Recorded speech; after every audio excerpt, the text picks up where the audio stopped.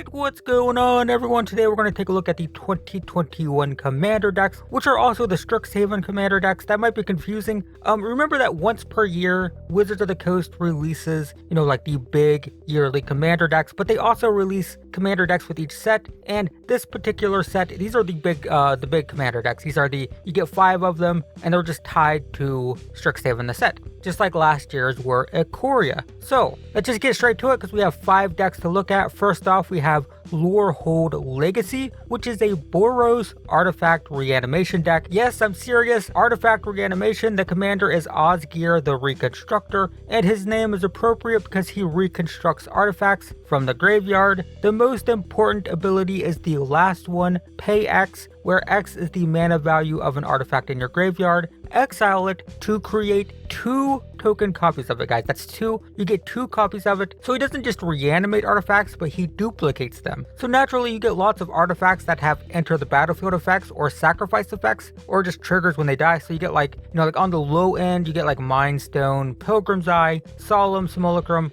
The stone can be sacrificed to draw a card, and then you could duplicate it from the graveyard to get more mana or more cards. The Pilgrim will tutor up lands, and then if you can duplicate it, you get 2 more lands. And the robot, of course, draws cards and gets lands. And of course, getting multiple copies of this, pretty good. Now, these are insanely powerful, but it gives you an idea of what this commander is doing. The idea is your stuff's going to get value as it comes into play or dies, and then you're going to be duplicating it. And then you get more exciting stuff. You get things like Combustible Gearhulk, Angel of Ruins, Triplicate Titan. These are your big exciting things. All of them love to be reanimated and duplicated. Like the Angel of Ruins, it exiles 2 artifacts or enchantments, and then if you can duplicate it from the graveyard, you get to exile 4 more of those things. You can also plane cycle it, so if you need mana, you can plane cycle it, get a planes, and then reconstruct it later. Triplicate Titan is basically like a new Wormcoil engine if you're not familiar with that. It has 3 abilities, and then when it dies, it produces 3 3/3s. Each one has one of the abilities that the Titan has. And then obviously if you can create 2 more of them from the graveyard, you get 6 more of those tokens, right? Like you already have a 9/9 that gets 3 3/3s, and then if you can reconstruct it, you get 2 more 9/9s that are going to put out 6 3/3s when they die. So that's the idea. Obviously Combustible Gearhulk just comes in, gets lots of cards, has like an explosive enter the battlefield effect, and if you can get 2 of those abilities when you reconstruct it, it could be pretty explosive.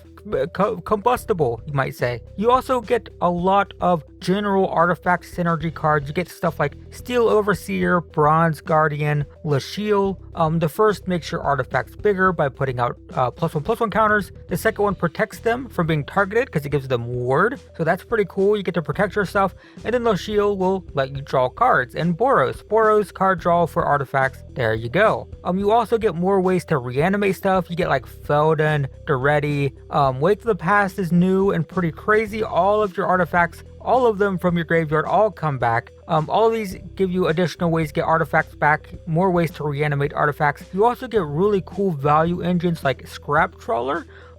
This lets you return an artifact to hand every time an artifact dies, and this deck loves to sacrifice artifacts.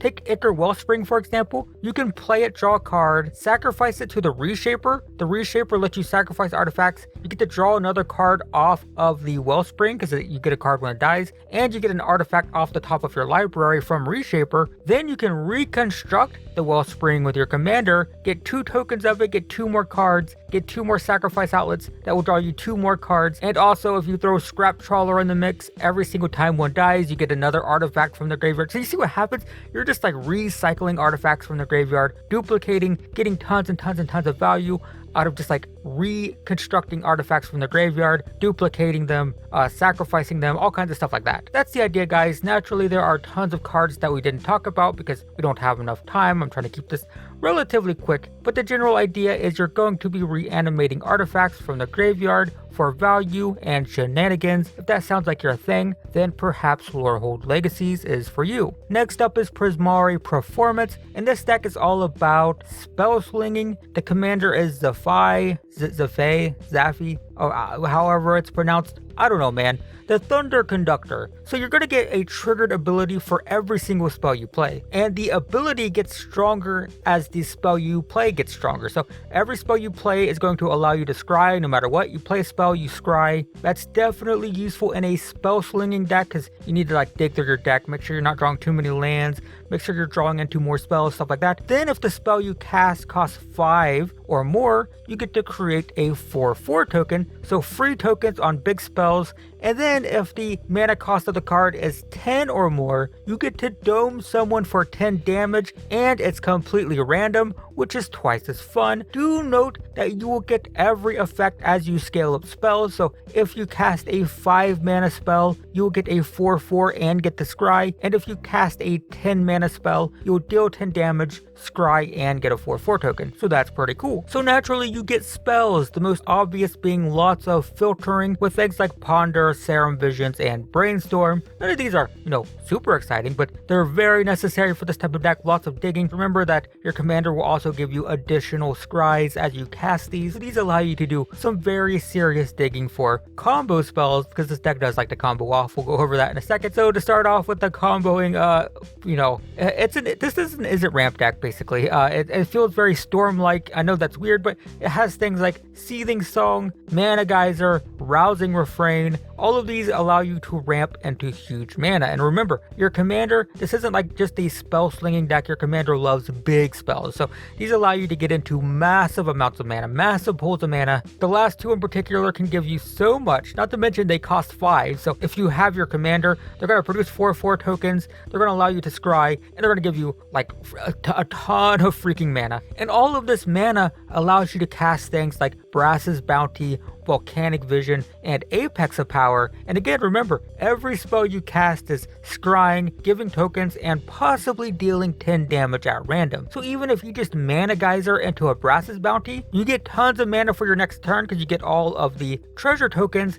and also you get to scry 2 and put 2 4/4 tokens. This is 2 spells, right? Mana Geyser, Brass's Bounty, you have a board full of treasure tokens for next turn, so you can cast another massive spell. Also, scry 2, get 2 4/4s, and then in this scenario, you could use those treasure tokens the next turn, or just this turn, to cast Volcanic Vision, which allows you to scry, get another 4/4, maybe return Mana Geyser to your hand, just get it right back, and then deal 5 damage to all your opponent's creatures. Or, if you return a bigger spell, then you deal more damage. So basically, it's just with these 3 cards, you get 3 4/4s, you scry 3, you wipe the board potentially, and you get to do it all over again because you get a spell back. And then you get like Apex of Power, which is insane, of course. It costs 10, so you deal 10 damage, get a 4/4, you scry, then you get 10 mana and 7 potential new spells. And this is where like the storm, you see how it's like starting to storm off a little bit? You're like power storming. You're not storming off by like grape shotting and casting a bunch of small spells. You're kind of storming off by creating massive mana and casting like 10 mana spells. So this allows you to, again, 10 mana spell, 10 damage, 4/4, scry, then get 10 mana, get 7 more cards, more spells that add mana. You could get more spells that give you more spells. You could just get lots of scrying and drawing, all kinds of stuff. Crazy stuff. And all of it's going to be getting more and more value as you cast it because of your commander. And did I mention there's stuff like Swarm Intelligence, which will literally double everything I just said. Swarm Intelligence doubles your spells. So that's, just double everything I just said, double it with Swarm Intelligence. You also get things like Metallurgic Summonings and Sunburst Invocation for more tokens and more free spells to cast. You can pause and read these, but I'm going to move on because it's just too crazy. But basically, you get tokens, you get spells, and you just get to go crazy with just casting all this stuff. You just get to cast and cast and cast and cast and cast. You also get cards like Treasure Cruise, Dig Through Time, and Blasphemous Act. These are notable because they have really high mana values, but you can cast them for cheap. Like Blasphemous Act, for example, if you can cast it for 1 mana, it might only cost you 1, but it has a mana value of 9, so it's going to put out a 4/4 when you cast it. That's true with the other Delve cards as well. You cast a Delve card, even if you cast it for very little mana, like a Treasure Cruise for 1, it's going to draw you 3 cards, but also allow you to scry and get a 4/4. And you also get these really cool cards, Rousing Refrain and Inspiring Refrain. So they exile themselves when you cast them, and then a few turns later they recast themselves. So basically, you just get this like endless string of triggers, right? Like every few turns, you get a free cast that's going to trigger your commander. It could be a free scry, a free 4/4 token. And there are also tons of creatures that take advantage of spells. We're running short on time, but you get new stuff like Veyron Octavie and the Inferno Project. All of these love to cast spells, love it when you cast spells. And then you also get classics like Tolerant, Crackling Drake, Living Lore. All of these love spells as well. And there's plenty of stuff we don't have time to look at, but the general idea is you're going to be casting spells, you're going to be ramping, then you're going to be casting bigger spells, and basically combo off and going absolutely insane conducting some thunder. If that sounds like your sort of thing, Prismari Performance is your deck. Next on our list is Quandrix, a Simic token deck with Adrix and Knave, twin casters as the commander. All they do is double the tokens you produce. That's it, they just double tokens. You know, if you create tokens, you create double those tokens. So you get things like Kazandu Tuskcaller, Garruk Primal Hunter, and Rampaging Ballast, all of which give you a constant source of tokens. And remember, with your commander, all of these tokens are doubled. So Garruk's +1 produces 2 tokens. Each land you play produces 2 4/4s with the ballast. And if you can max out the Tuskcaller, you get 4 3/3s per turn, right? So lots and lots of tokens. You also get some extremely explosive things. The best example is Reefworm. So normally, it basically grows as it dies. Once it dies once, it becomes a 3/3, then it dies again, it becomes a 6/6. If it dies again, it becomes a 9/9. Basically, each one that dies puts out a token that's bigger, but remember that tokens are doubled with your commander. So if Reefworm dies, you get 2 3/3s. And the way it's worded, those tokens have the text that says when they die, they put out the next token. So you get 2 3/3s. When those die, you'll get 4 6/6s. And when those die, you get 8 9/9s. That's pretty crazy, right? But it gets even crazier because you also get things like Spitting Image and Replication Technique to allow you to potentially copy Reefworm. So let's take a look at the latter. You copy something, then you can copy the spell if you let your opponent cast a copy. So you copy Reefworm, right? You copy Reefworm, your commander gives you 2 copies of it. Then you copy it again by letting your opponent copy something, because who cares, and you get 2 more copies. That gives you 5 Reefworms, which will lead to 10 3/3s, 26 6s, and 49 9s. Math has never felt so powerful, and that's assuming we use replication technique to create the initial copies and not, say, right of replication. So it creates 5 tokens of Reefworm, which will double to 10 because doubling. So you get 10 copies, which means you have 11 copies, which will lead to 22 3/3s, 44 6/6s, and 88 9/9s. That's a lot of tokens and a lot of math. Paradox Zone is also pretty crazy, so it has a growth counter when you cast it. Then at the end of turn, you double the growth counters. Then you put an XX into play. So turn 1, you play it, you get 1 growth counter. End of turn, it doubles to 2, and you get a 2/2. The next turn, it doubles to 4, and you get a 4/4. Then it doubles to 8, and you get an 8/8. Then it doubles to 16, and you get a 16/16. And don't forget that tokens are doubled, so you'll get 2 2/2s, and 2 4/4s, and 2 8/8s, and 2 16/16s, so on and so forth. You also get to power up your tokens, like with Curious Crafter and Luxa. The Crafter will let you draw more cards when they deal damage, and Luxa will pump them all up and also let you assign their combat damage as if they were blocked, which can naturally just be deadly with the number of tokens you'll have. You also get some value out of like Sequence Engine, which lets you create tokens of creatures from your graveyard, and Oversimplify is a board sweeper of sorts.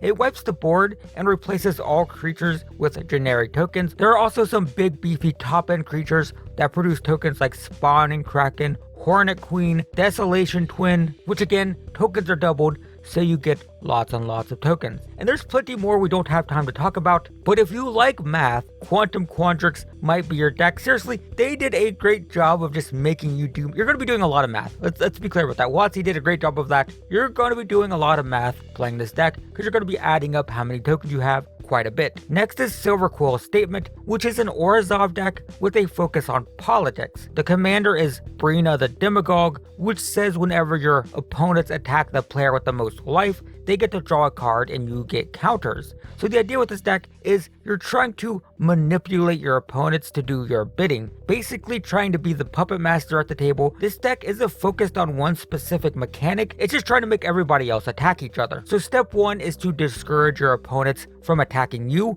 with things like Ghostly Prison, Windborn Muse, and Teza. All of these cards basically just say, go attack someone else. I'm not worth your trouble, go attack someone else. Even some of the removal, like Soul Snare for example, is effective at this just because instead of just straight up removing a creature, it sits on the battlefield. So you could basically use that as leverage, like, you could lay it down and say, hey, don't attack me, I have a removal spell right here. Not worth attacking, right? So step 2 is encouraging your opponents to attack each other. Your commander already does that, giving the opponents cards if they attack whoever has the most life, but you also get things like Combat Calligrapher and the Impetus enchantments. The auras force the creature they enchant to attack, but hopefully not you. And Combat Calligrapher will give your opponents free tokens when they attack one of the other players. They only get the token if they attack someone who isn't you. And Combat Calligrapher also says those Inkling tokens can attack you, right? So basically, you're encouraging players to attack to get tokens that can't attack you, right? You also get things like Orzhov Advocist and the Discipline Enforcer. Both of these give your opponents the opportunity to get free +1/+1 counters. That's right, totally free +1/+1 counters. Enjoy your +1/+1 counters, friendos. Of course, if they take the deal, then they can't attack you. The Advocist doesn't allow a player to attack you at all if they took the counters. Basically, if they want the counters, they can't attack you. And the Enforcer says creatures with counters can't attack you unless they pay X, where X is the number of counters the creature has. So tell your enemies to enjoy the free counters and just don't fuss over the details. It's fine. Free counters. Don't think about it. And if you need to get down and dirty, of course, you can wipe the board. One of the most on flavor ones is Promise of Loyalty. Each player will get to keep one creature, right? You all get to keep one creature, destroy the board, but I'll let you keep one. But it just so happens, wouldn't you know it, that creature can't attack you specifically. Convenient. Now, sooner or later, players will begin to realize how much control you have over the game, and they may turn on you, or they may try to turn the other players against you. But that's okay, we have some hush money. We can give them free mana with things like Spectral Searchlight, Victory Chimes. Everyone likes free mana. And if that's not enough, we have the Hunted Madu Hicker thing, we have Incarnation Technique, we have Secret Rendezvous. All of these allow you to give just a gentle little pat on the back to that player who might be turning on you. So it seems like they're starting to, convince the other players to attack you. Give them some hush money and let them be on their way. It's fine. Of course, if this doesn't work, you can always enchant that player with Curse of Disturbance to shut them up for good. Everyone will get 2/2 tokens when they attack the player, so that will teach them to spread lies about us. Just force the other 2 players to kill that person. It's fine. Of course, sooner or later, players will start to die off from killing each other, and you'll actually have to proactively kill someone eventually, but that's fine. We have things like Necropolis Regent, Angel of Serenity, Zetalpa. All of these just allow us to finish the game. Subtlety is the name of the game with this deck, but sometimes you just gotta, have a show of power and kill someone off. So you do have ways to do that eventually. So if you like to politic your way to victory, if you like to subtly motivate all of your opponents to go after each other instead of you, Silverquill Statement might be your deck. It's all about just manipulating your opponents to attack each other instead of you. Last on our list is Witherbloom Witchcraft, a Golgari deck with a heavy focus on gaining life. The commander is Willow Dusk Essenseer, which can add counters to a creature equal to the amount of life you gained or lost that turn. So you get a lot of ways to gain life, like Sun Droplet, Vincer's Journal, Verdant Sun's Avatar, all allow you to consistently gain life. The Droplet allows you to slowly regain the life you lost. The Journal gains a ton of life based on how many cards you have in hand, and the Dino lets you gain life whenever you play a creature. We also have some trolls that generate food for us. Gluttonous Troll will give us a few food tokens when it enters the battlefield, and the Master Chef will give us food whenever we play creatures, giving us just a continuous stream of life gain potential. We also get lots of great things like Noxious Gearhawk, which don't actually give us a continuous source of life, but it's a great removal spell, and there's also like one-shot life gain just tacked onto the spells we're casting. We then have ways to make our life gain more powerful, such as with Honor Troll and Alamarit's Archive. The first will let us gain 1 additional life whenever we gain life, and the latter will actually just double the amount of life we gain. So it just makes all of our life gain, which we have a lot of, even more powerful. And then we have creatures that get more powerful as we gain life, like Bloodthirst Aerialist, Ageless Entity. These both get counters when we gain life, and we also have ways to punish our opponents with cards like Dina Soul Steeper, Sanguine Bond, and Defiant Bloodlord, all of which will drain our opponent's life totals while we gain life. And a lot of our cards will gain life just like incidentally. Some of them even just have lifelink, whatever. The point is, we have lots of ways to gain life, and all of these make that painful for the opponents. We also have other ways to take advantage of the life gain, such as with Sproutback Trudge and Ezerroot Channeler. The Trudge is massive, and it will cost less based on the amount of life you gain. So the more life you gain, the cheaper the Trudge is, so you get this massive threat for very cheap. And even better, it can be cast over and over again from the graveyard. If it's in the graveyard, you can cast it. That's pretty good. And then the Channeler, on the other hand, reduces the cost of all your creatures based on the amount of life you gained, and it also has another continuous way to constantly gain life, which makes all of your other stuff in your deck more powerful. Just having that constant stream of life, very useful. One other way this deck plays with life gain is with pests. Now these are creature tokens that gain life when they die. This is a new token with Strixhaven. So like with Blightmound, for example, everything that dies on your board gives you a pest, and those pests will then gain life if they die. You can also generate them with Pest Infestation, which will let you generate double the number you pay for X. And remember, it might only be 1 life when it dies, but an army on these on the battlefield with like Dina Soul Steeper, for example, could be very painful for the opponent, right? Like if you have 6, 7, 8 of these and a Dina or like a Sanguine Bond, people might not want to play a board sweeper, for example. And not to mention, you can also just use this army to overrun the opponents. You get things like Blossoming Bog Beast, which when it attacks, you gain 2 life. So you have a potential, another constant stream of life, gain 2 life every turn if you can attack with this. And then all your creatures get +X, where X is the amount of life you gain that turn. Now, assuming that you haven't gained a single other life, and assuming that you have Blightmound to get a bunch of pests, right? Because the Blightmound gives +1/+0, and it makes all your pests have menace. So if you just attack with this and have Blightmound, all of those pests are now 4 3s with menace, just with these 2 cards. And that's assuming that you haven't gained more life. If you gained, even if you just had the Archive and doubled the life, you'd gain 4 when it attacked, so they'd be 6 5s with menace, right? Just with those 3 cards. So that's the idea, guys. We didn't go over everything, but being a Golgari deck, you get lots of ramp, you get control spells, you get some sweet value engines. A lot of the spells just incidentally gain life, which as we've seen is very powerful in this deck. So when a spell gains 6 life for 3 mana, that's relevant in this deck, like severely relevant, and very painful for the opponent. So if you like gaining life and punishing your opponent while doing so, Witherbloom Witchcraft might be your deck. And that is it for the 2021 Commander decks, guys, or the Strixhaven Commander decks. Apologies, I started losing my voice midway through this video. I don't know what happened, but let me know which deck you are most excited about in the comments below. And in the meantime, thanks for watching, and I will see you in the next one.